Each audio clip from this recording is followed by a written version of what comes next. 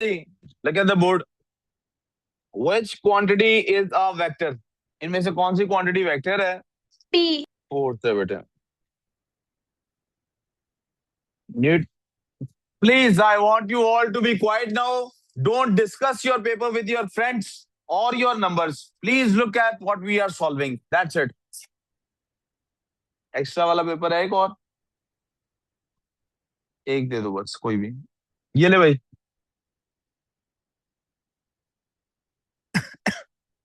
Newton's third law involves two quantities which are equal in size and opposite in direction. What is the unit for these two quantities? वो दोनों quantities हैं कौन सी? Action and reaction. Force. They are basically force. तो वो Newton इसका answer है. बेटे आप चुप कर सुन लें आंसर. जहां पे आपका आंसर और मेरा आंसर डिफरेंट होगा बस वहां बताइएगा. Question number 3. A lorry is traveling along a straight horizontal road. The constant driving force. The keyword is constant driving force. On the road, lorry is 80 kilonewtons and the total resistive force is 20 kilonewton. तो F net क्या होगी इसकी? F net बगैर आगे का option देखिए मेरे ज़हन में F net is 60 kilonewtons. Which road describes the motion of the lorry and gives the resultant force acting on it? 60 Newton. यानी ये आंसर है. और चूंकि फॉरवर्ड फोर्स है जो रिजल्टेंट फोर्स है तो गाड़ी की स्पीड बढ़ेगी, कम नहीं होगी. It will be acceleration. एक इसको रीम ने दिया था टेस्ट. ठीक. Question number 4. जी जी मैथ्स की वर्कशीटें दें. ये मैथ्स वाले बच्चे इनमें से कुछ हैं ऐसे जो खुजामा चला तो नहीं गया. हाँ खुजामा को दी थी और कोई बच्चा जो बिजनेस वाले हैं उनको दे दें, इब्राहिम को दें और इनको भी दे दें जो साइंस मेरी क्लास के बच्चे हैं. What is the resultant of the two forces? आपको बताया गया था हेड टू टेल रूल है. तो आइदर 4 न्यूटन के बाद 3 न्यूटन बराबर यहाँ पे ड्रॉ करते हैं या फिर दूसरी तरह चलते हैं और रिजल्टेंट आपका ये होता है जो मैंने अभी. मैं इसका कलर चेंज कर देता हूँ and let me create make it blew. Please look at this. और इसको सॉल्व करने का क्या तरीका है? मैग्नीट्यूड निकालना है. This is. सर क्या मसला है सर? क्या? तो बता ना, मैं पूछ रहा हूँ. तो क्या कह रहा है बता ना. तो अभी मैं डिस्कस कर नहीं रहा जौन सा क्वेश्चन उसको ना डिस्कस करें. तो फिर आगे क्वेश्चन जो डिस्कस कर रहा हूँ कर लें. मैग्नीट्यूड निकालना. This is a right angle triangle. उसका तरीका क्या है? हमेशा आप इस तरह से करते हैं. बेस का स्क्वायर प्लस परपेंडिकुलर का स्क्वायर. बेस कितनी बनती है? 4 का स्क्वायर प्लस 3 का स्क्वायर. तो 16 जमा 9 अंडर रूट और ये 25 का अंडर रूट है और ये बेसिकली आंसर है 5 Newton. Question number 5. Mass of paperclip is this grams and the density of its material is this. Please गौर करना है. एक पेपर क्लिप की बात हो रही है. जब मैस एक का होगा तो डेंसिटी के साथ वॉल्यूम भी कितने का निकलेगा? एक का. वॉल्यूम भी कितने का निकलेगा?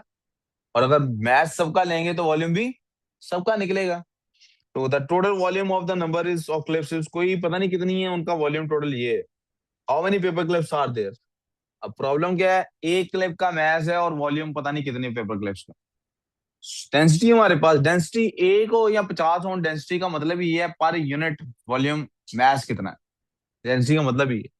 सो हम हेंस डेंसिटी एक पेपर क्लिप की उतनी होगी जितनी 50,000 पेपर क्लिप्स की होगी. क्योंकि डेंसिटी का मतलब क्या है? जितना ज्यादा मैस बढ़ रहा है उतना ज्यादा वॉल्यूम बढ़ रहा है. राइट. तो इन एसेंस हमें क्या करना है? या तो हमें इसको और इसको यूज करके किसी एक का मैस ले लेना तो एक का वॉल्यूम निकलेगा. क्या निकलेगा? एक का. या फिर हम क्या करेंगे? इस डेंसिटी को इस वॉल्यूम के साथ यूज करेंगे तो हमें टोटल का वॉल्यूम ले रहे हैं तो मैथ भी कितने का निकलेगा? टोटल का. यहाँ तो कोई प्रॉब्लम? आइदर वे आपने जो भी किया हो. मेरे पास आप ट्राइंगल से आपको याद है या फॉर्मूला से याद है एनसी is equal to mass over volume. तो मेरे पास मैं जी कर लें आप. वॉल्यूम में टोटल का ले लेता हूँ. डेंसिटी 8 है is equal to mass over 20. तो मैथ्स निकल आया 20 का 8 टाइम्स 20 इक्वल्स टू 160 ग्राम्स.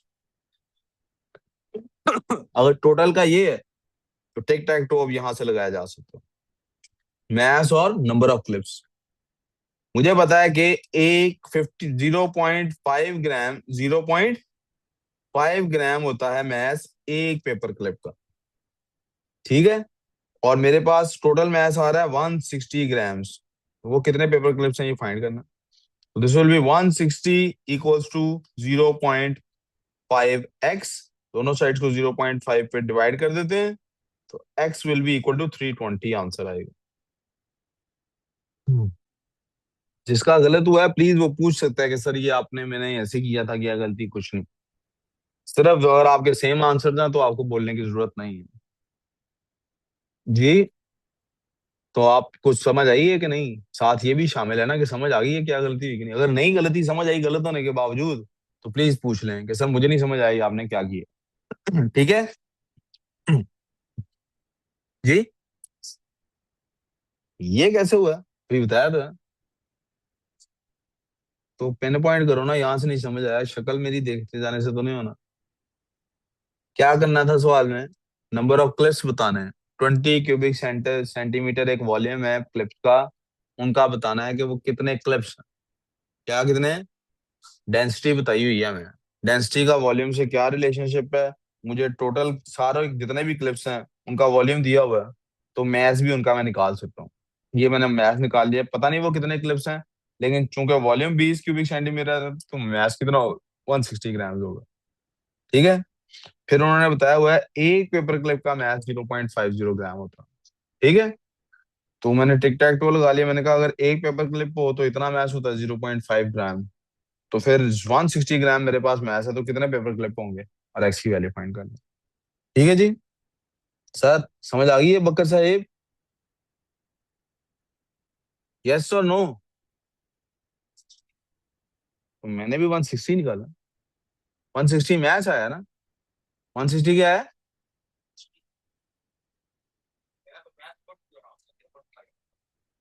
तो फिर आपका वॉल्यूम निकलेगा, आप वॉल्यूम निकालेंगे, तो आपने एक का वॉल्यूम निकाल लिया ना।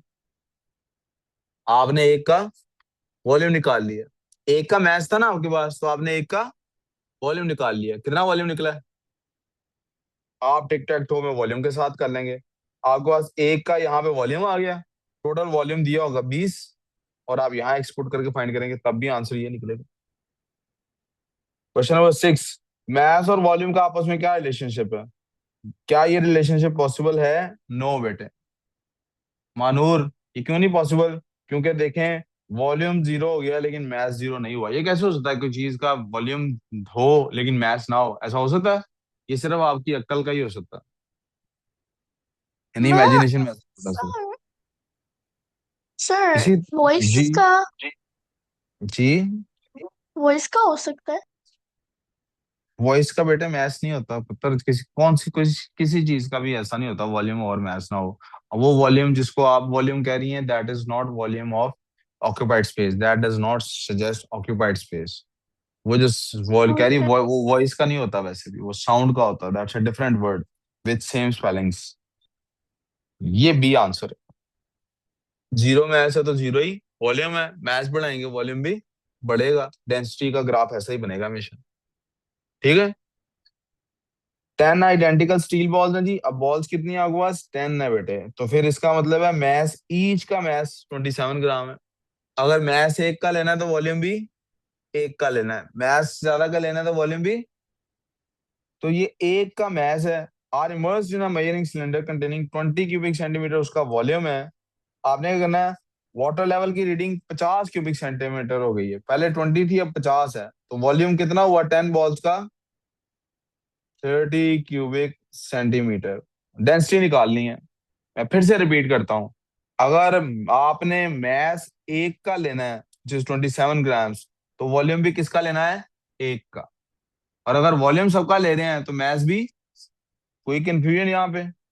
हमें डेंसिटी फाइंड करनी है, क्या फाइंड करनी है, डेंसिटी का फॉर्मूला होता है मैस ओवर। मैं क्या करने लगा हूँ, वॉल्यूम लेने लगा हूँ सबका। क्यों सबका लेने लगा हूँ, क्योंकि बॉल्स कितनी है, 10। कितनी है, तो एक का अगर 27 है तो 10 का कितना होगा, 270। याद देखो प्रॉब्लम, जब 270 को 30 पे डिवाइड करूंगा आंसर क्या आएगा, 9.0 ग्राम पर। किसी को क्वेश्चन समझ नहीं आया पूछ लें, जिसका गलत हुआ। यस। समझ आ गया सबको। Yeah. मैं फिर से रिपीट कर दूं, 21 मार्क्स तक जिसके आए हैं उसका रीटेस्ट नहीं है, यही मार्क्स लग जाएंगे, मतलब वो रीटेस्ट एज प्रैक्टिस कल देगा। जिसके 21 से कम है उसका रीटेस्ट का चांस है उसके पास, नेक्स्ट टेस्ट जो कल होगा फिर इसका, उसमें उसके बेटर मार्क्स आए तो वो भेजे जाएंगे, वरना नहीं तो यही मार्क्स उसके रिपोर्ट कार्ड में लगा दिए जाएंगे। ठीक है जी, ओके। 8 क्वेश्चन में लिखा जी, एक ऑब्जेक्ट है falls from rest through the air. Through the air का मतलब है एयर फ्रिक्शन है। Velocity increases until it reaches terminal velocity, velocity बढ़ती रहती है। कौन सी चीज है, हमने डायरेक्टली प्रोपोर्शनल लिखा था, वेलोसिटी के बढ़ने के साथ क्या बढ़ता है, एयर रेजिस्टेंस बढ़ता है। An object moves from P to Q in 10 seconds, uniform velocity है। एक्सेलरेशन फाइंड करना है, सीधा सीधा फॉर्मूला करना था, V minus U over T. ये यू है आपका और ये आपका वी है। तो 12 माइनस 5/10, आंसर आएगा 0 पर स्क्वायर सेकेंड। जी जनाब, कोई कंफ्यूजन को प्रॉब्लम, दुल्ला साहब समझ आ रही है? अच्छा जी, शुक्र है अल्लाह का। एक बॉल है जी, इसकी स्पीड का ग्राफ कौन सा होगा, जरा गौर से सुने। Starts to roll down a steep slope, तो जब वो स्टीप स्लोप की तरफ आ रही है तो क्या होगा, स्पीड इंक्रीज करेगी। तो स्पीड इंक्रीज वाली तो या ये है ऑप्शन, बी तो नहीं हो सकती, फिर बी तो आगे चलते हैं। Then along a rough horizontal ground, जब वो हॉरिजॉन्टल जिस जो भी स्पीड आ गई है, जब वो हॉरिजॉन्टल ग्राउंड पे डेवलप हो गई है, यानी ये ऐसे आ रही थी बॉल और इधर जाना शुरू हो गई, हॉरिजॉन्टल ग्राउंड पे जब भी आई है तो डाउनवर्ड एक्सीलरेशन तो खत्म हो गया है, तो स्पीड में इंक्रीज तो डेफिनेटली खत्म हो गया। तो स्पीड को क्या हो जाना चाहिए, कांस्टेंट क्या हो जाना चाहिए। लेकिन एक लफ्ज लिखा हुआ है रफ, रफ का क्या मतलब है, फ्रिक्शन उसको ठीक ठाक मिलने वाली है, फ्रिक्शन उसकी स्पीड को क्या करेगी, रिड्यूस क्या करेगी। तो क्या वो इस तरह होगा कि स्पीड को बिल्कुल जीरो कर देगी एकदम से, नहीं। तो फिर क्या ये होगा या ये होगा, अगर रफ सरफेस ना लिखा होता, अगर रफ सरफेस, तो फिर ये आंसर होता है, लेकिन चूंकि रफ सरफेस लिखा हुआ है तो आंसर क्या होगा। और मुझे लगता है कि हरम ने भी डी लिखा है, और ये आंसर देख के, हरम डी लिखा है आपने, मैं बड़ा इंप्रेस हुआ, तो वाह यार, मैं नहीं एक्सपेक्ट कर रहा था हरम को इतनी अक्ल है। आपसे तो मैं एक्सपेक्ट कर रहा हूँ, आपको आपको अक्ल है, आपको तमीज की कमी है, उसको तमीज है, अक्ल थोड़ी सी उसकी कभी कभी इधर उधर हो जाती है। किसी से भी नहीं की, दोस्तों में ही करते हो आपस में। अभी कह रहा था मैं फिर लड़ूंगा तो रोएगा आगे से, जूता उतार के मैं लड़ूंगा ना, तुम ही रोएगा फिर। तो वो ऐसे नहीं कहते ना, क्यों कह रहा है वो, फिर उसने गलत बात नहीं की, उसने कहा ये वो बात कर रहे हैं वो, बस खत्म उस। तो आप मुझे कहो ना, नहीं कर रहे बात, हम खत्म। नहीं, आपने एक आगे से धमकी लगाई है, मैं फिर कुछ कहूंगा ये रोएगा, मैं तस्में बंद कर दूंगा आपके, ये जो गले वाले। मजाक कर रहा है, प्यार से समझा रहा हूँ पुत्र, ऐसे नहीं किसी को करना है, हर बात में धमकी जरूर लगानी होती है, you need to learn this, ऐसे नहीं होता। एक दूसरे को बर्दाश्त करना सीखें, आपके अब्बा अम्मा आपको पता नहीं कब से बर्दाश्त कर रहे हैं, उन्होंने कभी घर से निकाला, और ये कहना नहीं, हाँ जी निकाला है। अच्छा, मेरा एक स्टूडेंट था, उसकी अम्मी ने ना एक दफा उसको घर से, उसकी स्टूडेंट की एज थी 10 के 11 साल। Sir, can you just hurry so we can like do chemistry? No बेटे, आई कैन नॉट। एक मेरा स्टूडेंट था, Uh, उसकी एज थी 10 11 साल। कितनी एज थी, सर्दियों के दिन थे। तो एक दिन क्या हुआ, दोपहर के टाइम ना, ये कोई असर के टाइम का टाइम है, तो वो अपनी अम्मी को कहता है, कुछ उसने ऐसा कहा, अम्मी काम वाली बुला रही है आपको, या ऐसा कुछ कहा, टीवी लाउंज में ना बैठे बैठे। उसकी अम्मी को चढ़ गया गुस्सा, वो कहती तेरी जुर्रत किस तरह हुई, तूने इसको काम वाली कहा, तुझे तमीज नहीं है बात करने की, आंटी कहना था तूने, चल निकल बाहर। दरवाजा खोला, दरवाजे से बाहर निकाल दिया, और अंदर से दरवाजा लॉक, अंदर से दरवाजा। 10 साल का बच्चा, इमेजिन करें, गेट से नहीं बाहर, आपको पता है गेट से एंटर होता है, पोर्च होता है, पोर्च के आगे दरवाजा लॉक, और वो रात को 8 9 बजे तक बाहर ही दरवाजे के रो रहा है। अम्मा कहती तेन कहा नहीं होना, तू बदतमीज बच्चा है, तुझे नहीं मैंने घर आने देना। बड़ी उसने माफिया मांगी, काम वाली आंटी से काम माफी मांगी, अम्मी से लैला माफिया मांगी, अब्बे से लैला माफिया मांगी, बहन भाइयों से लैला माफिया मांगी, लेकिन उसके बाद कभी उसने काम वाली को काम वाली नहीं कहा। ऐसे ही मुझे ख्याल आ गया यार, ये भी एक तरीका है तमीज दिलाने का। ये बहुत एक्सट्रीम था वैसे, ऐसा नहीं करना चाहिए, ऐसा घर से बाहर यार कौन निकाल। अब बता, जब छोटे होते थे, सर अली जो है ना, जब छोटे थे ना, 6 6 7 साल के, तो ये इनके पास एक प्रिंस प्रिंस कोड, समझते हैं आप क्या होता है, ये अम्मी से लड़के ना एक बैग बांध के था ना घर छोड़ के चले जाते थे। दरवाजा खोला बाहर, उसको क्या रैंप, मैंने कल परसों ही सीखा न्यू वर्ड, हम तो बचपन से थड़ा ही कहते आए हैं। रैंप पे जाके बैठ जाते थे। तो कोई पूछता था किधर, मैं घर छोड़ा हूँ। He was very small at that time.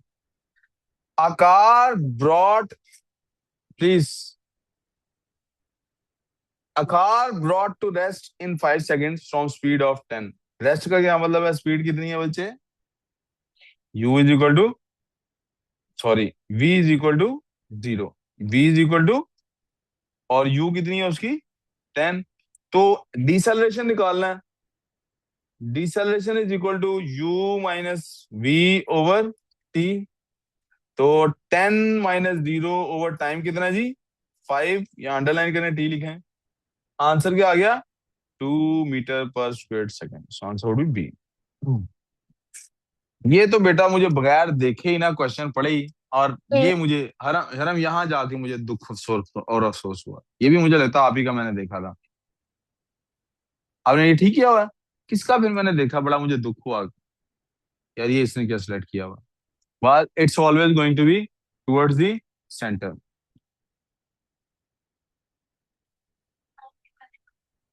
कर लो, ज्यादा अहम बात होगी आपकी कहीं। एवं ही ना दिमाग खराब कर, को वजह बना पहले। क्या करें हाँ जी? ना बुलाओ यार उसको घर वाले नहीं बुलाते सही तरह, आप क्यों बुला?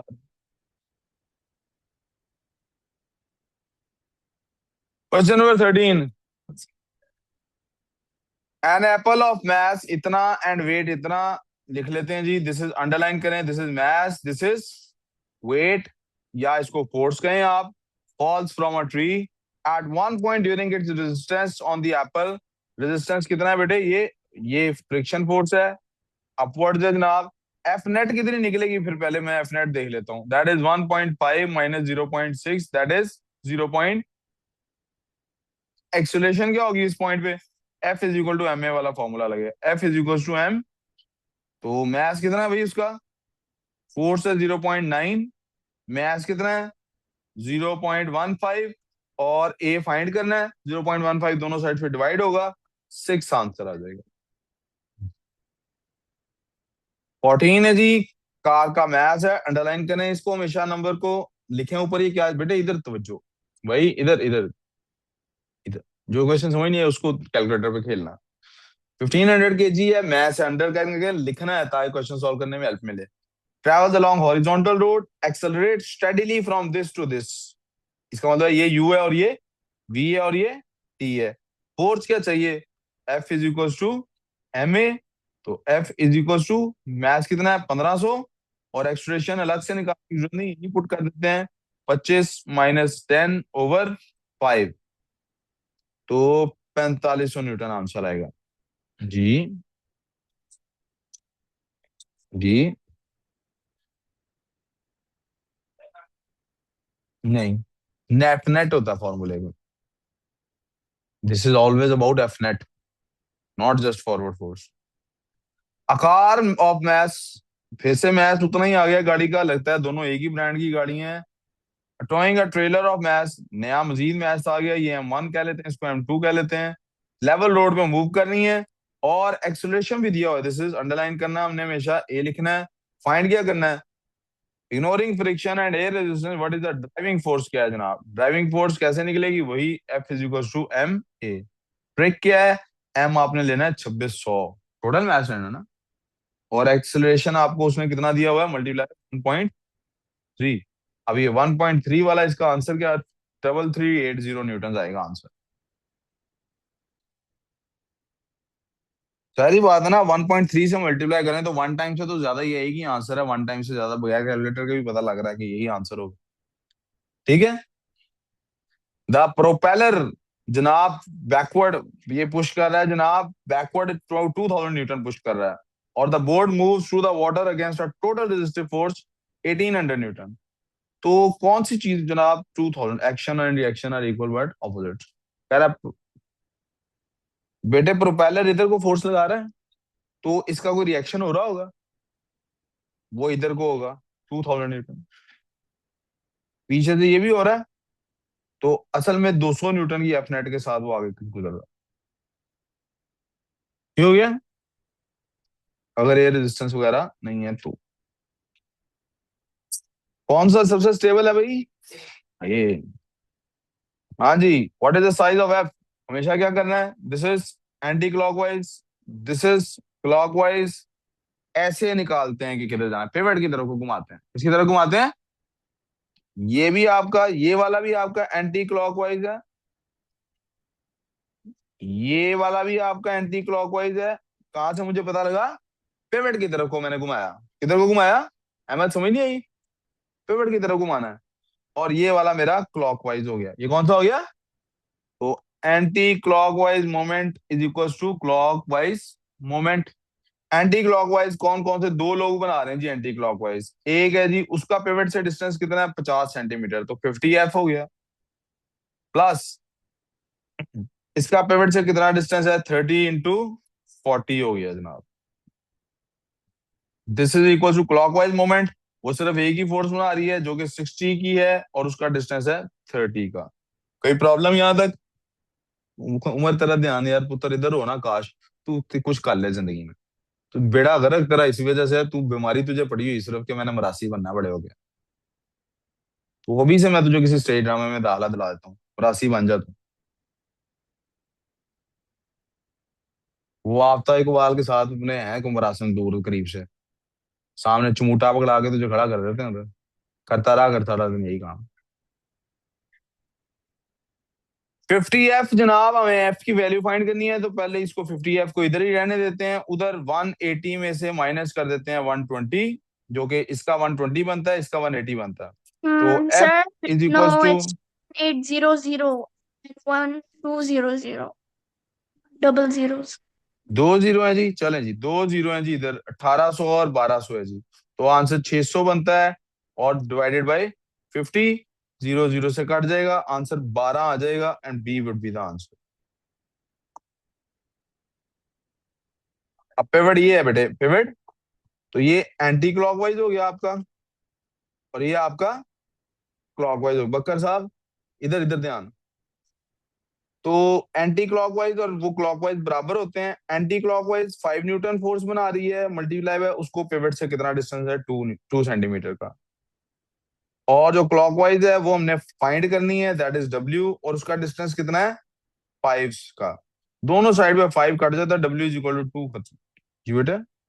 पिवट तक का डिस्टेंस लेना होता है, ठीक है डिस्टेंस। यहां तक प्रॉब्लम जी? क्योंकि वो फोर्स यहाँ लग रही थी,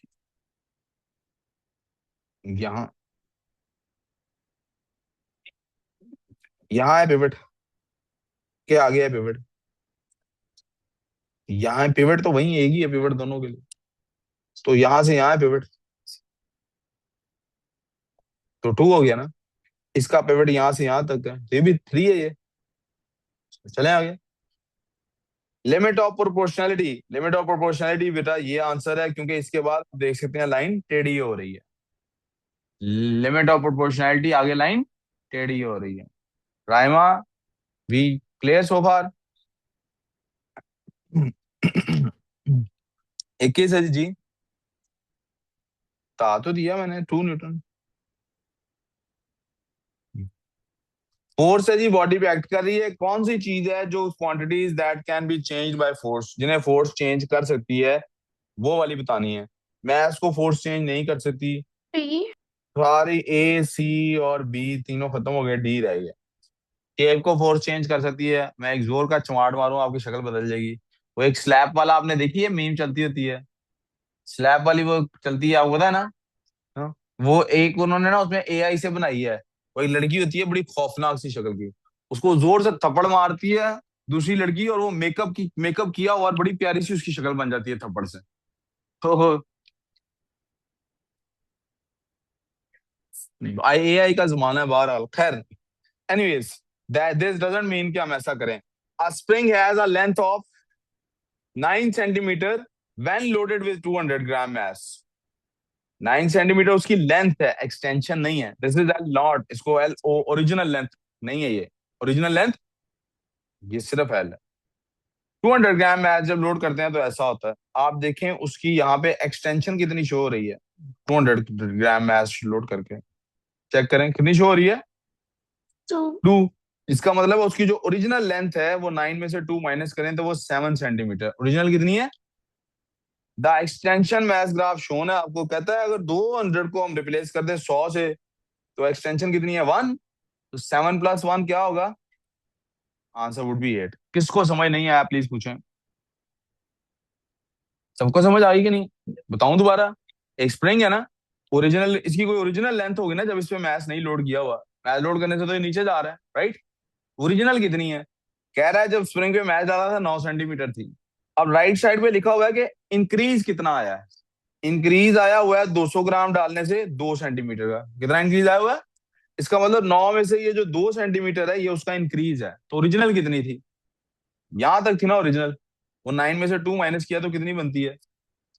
अब वो कहता है मैंने 200 की बजाय 100 ग्राम डालता हूँ, फिर क्या होगा? मुझे पता है 100 ग्राम डालने से 1 सेंटीमीटर का इजाफा हो। ओरिजिनल 7 है तो 1 सेंटीमीटर का इजाफा करें तो क्या आंसर बन गया? कोई कंफ्यूजन बच्चों? हाँ जी जी। किस लाइन का?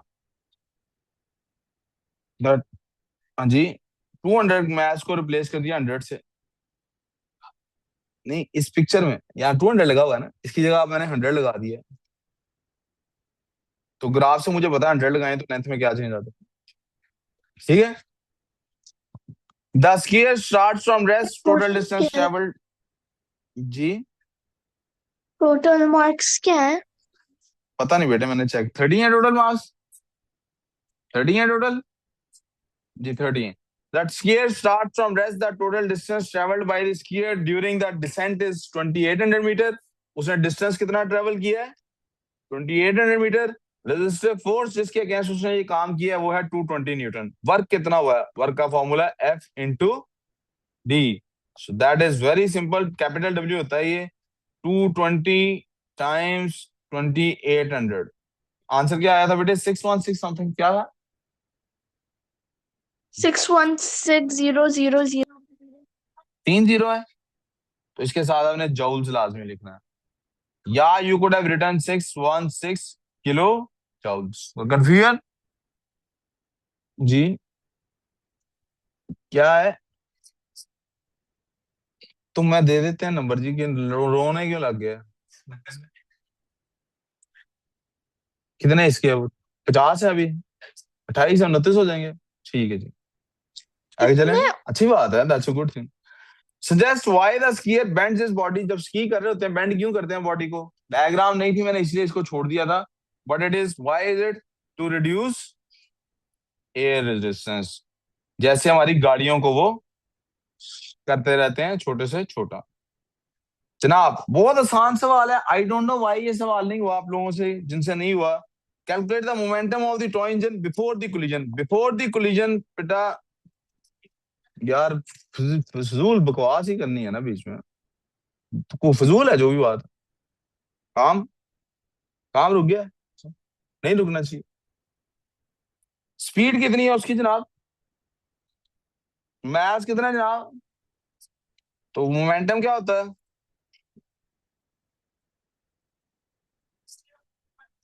तो क्या आंसर आएगा? kg/m/1 मसला। अब ये आके ट्रॉलर इंजन जो है ये इसके साथ अटैच हो गया है, ये इसके साथ। तो जरा इधर तवज्जो प्लीज, तवज्जो शुड बी हियर, तवज्जो शुड बी। अगर वो M1 है तो ये M2 है। अगर वो वेलोसिटी बिफोर कोलिजन वाली को U ले लेते हैं, वो U1 है। तो इनकी जो वेलोसिटी है वो हमें नहीं पता। इसकी U1 क्या है? ये तो एड्रेस था। इसकी U2 है, वो थी इक्वल टू 0, वो थी इक्वल टू। तो हमें क्या करना है? ज्वाइंट इनका आपस में ज्वाइन होने के बाद क्या साहब मैंने आपको बताया हुआ law of conservation of momentum क्या है? Total momentum before collision is equal to total momentum after collision. तो मसला वी क्लियर ऑन दिस? अब किसी बच्चे ने बड़ी अक्लमंदी से एक काम किया हुआ था, आई डोंट नो किसने किया था। बहरहाल आपको पता है ये तो पहले ही एड्रेस था तो इसकी तो ये U0 थी। तो हमें पहले तो पहले लेफ्ट साइड पे तो सिर्फ 0.16 लेने की जरूरत है, क्योंकि ये तो जीरो हो जानी। उस बच्चे ने इस फॉर्मूले को दोबारा लिखा था m1v प्लस m2v। क्यों? क्योंकि दोनों वेलोसिटी अब दोनों कंबाइन हो गया ना, तो उनकी वेलोसिटी एक ही है। अब उनकी वेलोसिटी, न्यू वेलोसिटी उनकी एक ही है, डिफरेंट क्योंकि जुड़ के हम मिल जा रहे हैं ना अब। तो उस बच्चे ने क्या किया था, 0.16 इज इक्वल टू, आप m1 और m2 v को कॉमन ले लें, m1 प्लस m2 कर लें, ठीक है। तो v उधर ही रहेगा, 0.16 इज इक्वल टू m1 और m2 को ऐड करें तो आपके पास बनता है 0.80 kg मल्टीप्लाई बाय v आपने फाइंड करना है। तो v is equal to 0.16 over 0.8। तो जब 0.16 को 0.8 पे डिवाइड करते हैं, you are actually dividing 0.16 with 0.82 0.2 kg ms-1। किसी को मसला? अब किसी को कोई नंबर चेंज होते हैं, प्रॉब्लम सर होती है तो हम उसको डिस्कस कर सकते हैं। Let me just close the recording, फिर पूछता हूँ, सुनता हूँ। यूनिट, जल्दी पूछ लो जो भी पूछना है, क्योंकि 2% बैटरी रह गई है। सर आपने स्पीड का यूनिट क्या डाला है? स्पीड kgms का माइनस में। स्पीड का डाल दिया। I am so sorry, yes thank you, I am so sorry, आपने आइडेंटिफाई कर दिया। मैं स्पीड का यूनिट kgms-1 नहीं होता, इट इज m/s। जी जी। Can we m s-1? वो बेटा स्पीड का m/s होता है, you could also right ms-1 for speed. Oh, okay. Okay, कुछ नहीं पूछना तो मैं बंद कर दूं मीटिंग का, आपको केमिस्ट्री का टेस्ट सेंड कर दूं। Yes. चलें, टेक केयर यस दोनों, सर। अल्लाह हाफिज, बंद होने लगा वैसे Bismillah. भी।